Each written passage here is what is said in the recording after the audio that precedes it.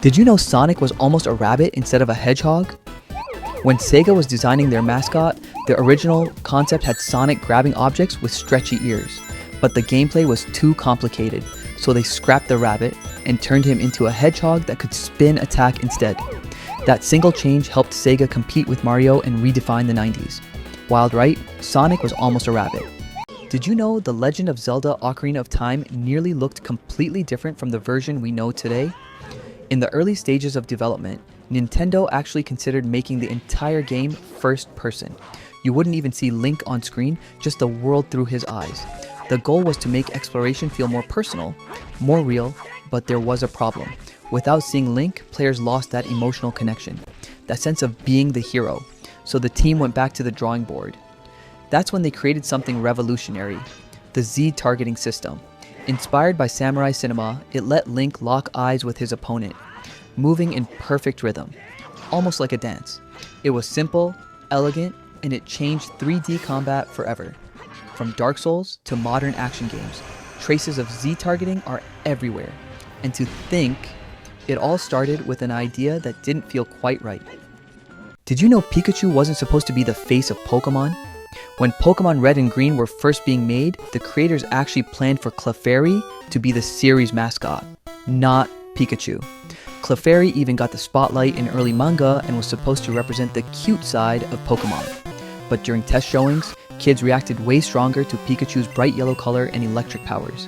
He stood out instantly, more energetic, more fun, more marketable. So Game Freak made a last-minute call. Drop Clefairy, go all in on Pikachu. And just like that, a legend was born. Crazy to think that Pikachu almost wasn't the face of Pokemon. Did you know? Super Smash Bros. Wasn't always meant to be a Nintendo crossover. Back in 1999, director Masahiro Sakurai originally pitched the game as a small fighting project called Dragon King: The Fighting Game, and it didn't include Mario, Link, or Pikachu at all. Instead, the fighters were just simple, faceless models. But when Sakurai and his team decided to replace those models with Nintendo characters, the idea exploded into the iconic series we know today.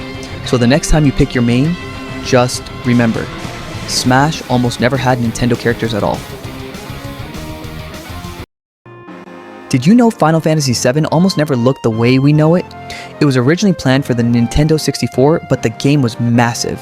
The world, the story, the cutscenes, they simply couldn't fit on a cartridge. The team was facing a huge problem. Either shrink their vision or find a new way. That's when Square made a bold move and switched to the PlayStation.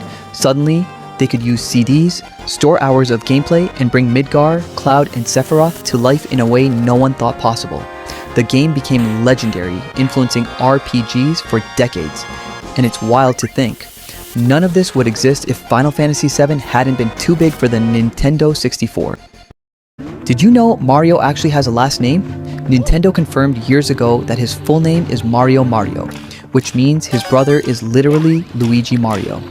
It started as a quirky naming choice in the 1993 live-action Mario Bros. Movie, and later Shigeru Miyamoto himself admitted it was officially canon. The world's most famous plumber, his name isn't just Mario, it's Mario Mario. So yeah, did you know the first Pokemon ever designed wasn't Pikachu or Bulbasaur, it was actually Rhydon?